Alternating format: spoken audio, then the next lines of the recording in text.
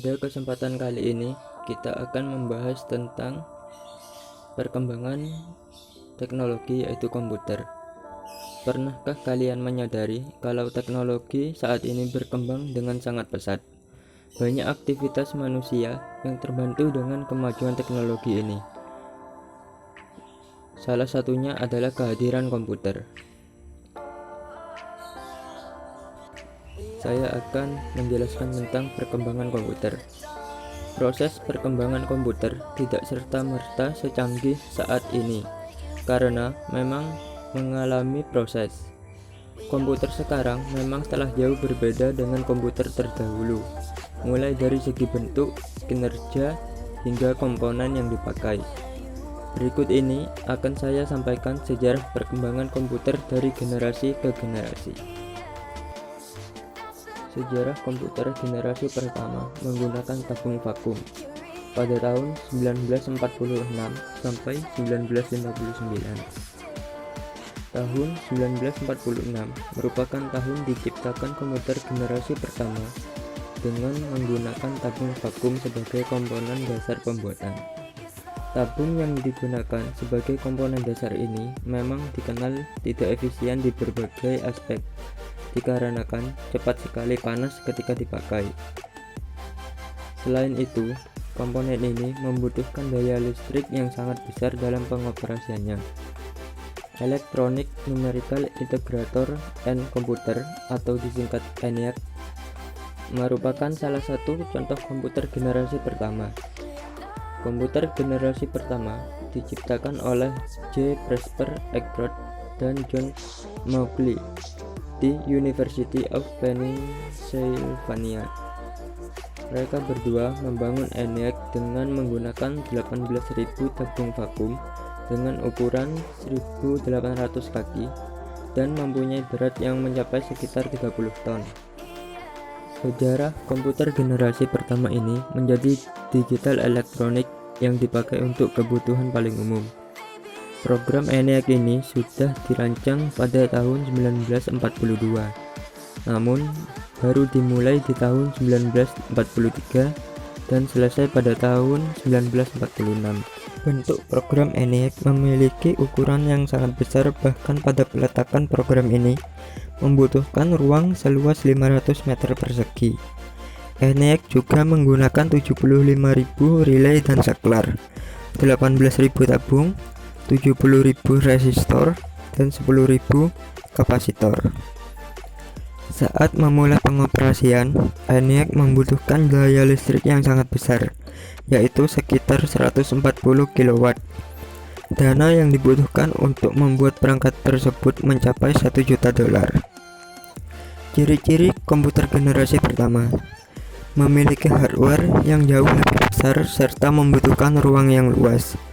Interior desain sistem operasi dibuat secara spesifik dan hanya dapat melakukan tugas tertentu. Program hanya dapat dibuat memakai bahasa mesin. Menggunakan silinder magnetik untuk menyimpan data. Membutuhkan daya listrik yang sangat besar. Butuh mesin pendingin karena cepat panas. Kapasitas penyimpanan yang kecil. Kinerjanya lambat. Memakai konsep stored program dan menggunakan magnetic core storage sebagai memori utama, dan menggunakan tabung hampa sebagai sirkuit. Contoh lain komputer generasi pertama yaitu Mac 1, Mac 2, Mac 3, IBM 702, IBM 704, IBM 709, EDVAC, UNIVAC, Damatic 1000, CRC, NCR, Bismarck, dan Bismarck 2. Sejarah komputer generasi kedua menggunakan transistor, yaitu pada tahun 1959 sampai 1965. Pada tahun 1959, komponen dasar untuk merancang komputer adalah teknologi transistor. Komponen ini dinilai jauh lebih efisien jika dibandingkan tabung vakum. Transistor mempunyai ukuran lebih kecil dibandingkan tabung vakum, serta daya listrik yang diperlukan juga lebih kecil untuk pengoperasiannya. Biaya pembuatan juga jauh lebih terjangkau. Bahasa pemrograman telah diganti menggunakan bahasa assembly dan bahasa simbolik. Dengan menggunakan bahasa pemrograman tersebut, programmer dapat memberikan instruksi dengan kata-kata. Mesin yang pertama kali menggunakan teknologi ini ialah superkomputer. IBM juga telah membuat superkomputer dengan nama Sperry, Rand, dan Strix, serta menjadikan komputer dengan nama Large. Komputer ini dikembangkan di laboratorium menggunakan energi atom. Pada tahun 1965, hampir berbagai bisnis besar menggunakan komputer untuk memproses informasi dengan keuangan bisnis. Ciri-ciri komputer generasi kedua yaitu telah menggunakan operasi bahasa pemrograman tingkat tinggi, Fortran dan COBOL. Kapasitas memori utama menggunakan magnetic core storage, menggunakan simpanan eksternal seperti magnetic tape dan magnetic disk, mampu memproses secara real time dan real sharing. Ukuran fisik jauh lebih kecil dibanding komputer di generasi pertama. Kinerjanya lebih cepat, daya listrik lebih kecil. Pemakaian program ini tidak lagi terpaku pada aplikasi bisnis, namun juga pada aplikasi teknik. Komputer generasi ketiga. Pada generasi ini mulai mengenal sirkuit terintegrasi atau IC. IC dibuat pertama kali oleh Jack Kilby dari Texas Instruments dan Fairchild Semiconductor pada tahun 1959. Teknologi inilah yang menjadi ciri utama dari generasi ini. Komponen IC berbentuk hybrid atau solid dengan monolitik. SLT adalah dioda yang diletakkan terpisah dalam satu tempat, sedangkan SMT adalah transistor, dioda, dan resistor diletakkan bersama dalam satu chip. Dalam segi ukuran, SMT lebih kecil tetapi mempunyai kemampuan lebih besar dibanding SLT. Walaupun transistor dalam banyak hal mengungguli tabung vakum, namun transistor menghasilkan panas yang cukup besar yang dapat berpotensi merusak bagian-bagian internal komputer. Batu kuarsa menghilangkan masalah ini. IC mengkombinasikan tiga komponen elektronik dalam sebuah piringan silikon kecil yang terbuat dari pasir kuarsa. Para ilmuwan kemudian berhasil memasukkan lebih banyak komponen-komponen ke dalam satu chip tunggal yang disebut sebagai semikonduktor. Hasilnya, komputer menjadi semakin kecil karena komponen-komponen dapat dipadatkan di dalam chip. Kemajuan komputer generasi ketiga lainnya adalah penggunaan sistem operasi yang memungkinkan mesin untuk menjalankan berbagai program yang berbeda secara serentak dengan sebuah program utama yang memonitor dan mengkoordinasi. Ciri-ciri generasi ketiga memori komputer. Karena menggunakan IC, maka kinerja komputer menjadi lebih cepat dan tepat. Kecepatannya hampir 10.000 kali cepat dari komputer generasi pertama. Peningkatan dari sisi software. 3. Kapasitas memori lebih besar dan dapat menyimpan ratusan ribu karakter. 4. Menggunakan media penyimpanan luar disket magnetik yang sifat pengaksesan datanya secara acak dengan kapasitas besar. 5. Penggunaan listrik lebih hemat. 6. Kemampuan melakukan multiprocessing dan multitasking. 7. Telah menggunakan terminal visual display dan dapat mengeluarkan suara. 8. Harganya semakin murah. Dan yang ke-9, kemampuan melakukan komunikasi dengan komputer lain. Contoh beberapa komputer dalam generasi ketiga seperti IBM S360, UNIVAC 1108, UNIVAC 9000, Buruk 5700, 6700, 7700, NCR Century, GE600, CDC 300, CDC 6000, CDC 7000, PDP 8, dan PDP 11. Komputer generasi keempat. Dari komputer generasi ketiga, tujuan pengembangan menjadi lebih terarah, yaitu mengecilkan ukuran sirkuit dan komponen-komponen elektrik. Dimulai pada tahun 1980 dari Large Scale Integration (LSI) yang mampu memuat ratusan komputer dalam sebuah chip, berkembang pada tahun 1980 menjadi Very Large Scale Integration atau VLSI yang dapat memuat ribuan komputer dalam sebuah chip tunggal.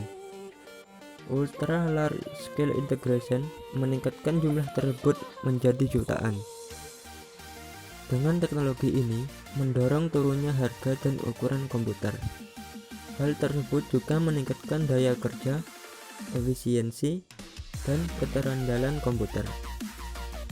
Chip Intel 4004 yang dibuat pada tahun 1971 membawa kemajuan pada IC dengan meletakkan seluruh komponen dari sebuah komputer dalam sebuah chip yang sangat kecil. Sebelumnya, IC dibuat untuk mengerjakan suatu tugas tertentu yang spesifik.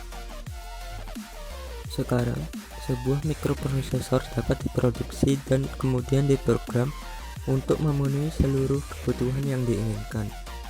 Tidak lama kemudian, setiap piranti rumah tangga seperti microwave, oven, televisi, dan mobil dengan electronic fuel injection dilengkapi dengan mikroprosesor. Pertengahan tahun 1970, rakit komputer mulai menawarkan produk mereka ke masyarakat umum. Perkembangan yang demikian memungkinkan orang-orang biasa untuk menggunakan komputer biasa dan tidak lagi dominasi oleh perusahaan atau lembaga pemerintah. Pada generasi ini, komputer mulai menggunakan piranti lunak atau software seperti program word processing dan spreadsheet.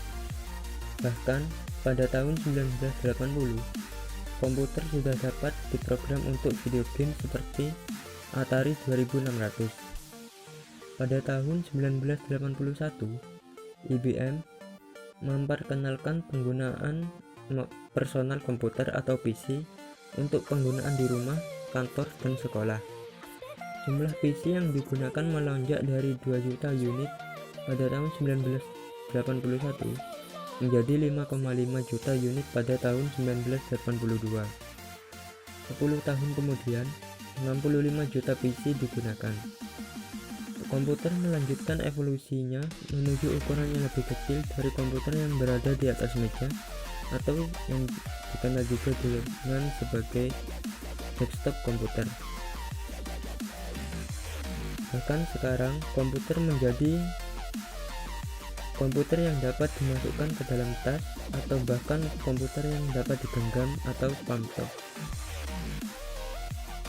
Memperebutkan pasar komputer, Apple menjadi terkenal karena mempopulerkan sistem grafis pada komputernya.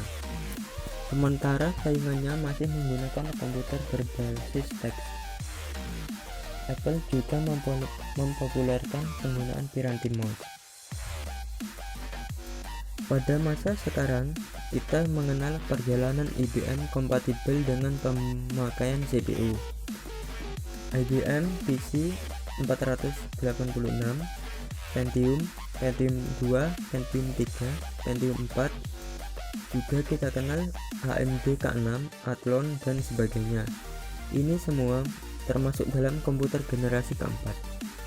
Komputer generasi kelima, Artificial Intelligence, yaitu pada masa sekarang sampai masa depan. Generasi kelima ini sebenarnya masih tahap pembangunan. yang mana generasi ini akan mempunyai teknologi yang dibuat berdasarkan kecerdasan buatan atau yang dikenal sebagai artificial intelligence. Dalam sejarah perkembangan komputer, pengembangan komputer generasi kelima ini bertujuan agar dapat menghasilkan perangkat komputer yang dapat merespon menggunakan bahasa yang digunakan manusia, diharapkan dapat mempelajari lingkungan di sekitarnya, serta dapat menyesuaikan dirinya sendiri. Ciri-ciri komputer generasi kelima. Komputer masih menggunakan teknologi LSI, namun akan banyak mengalami proses pengembangan. Memiliki fitur yang terus berkembang setiap tahunnya, semakin cepat dalam pemrosesan informasi. Komputer memiliki kemampuan untuk mendengar, berbicara, melihat, dan bisa lebih canggih lagi. Bahkan dapat memberikan kesimpulan layaknya manusia. Nah, itu dia sejarah perkembangan komputer pada generasi ke generasi.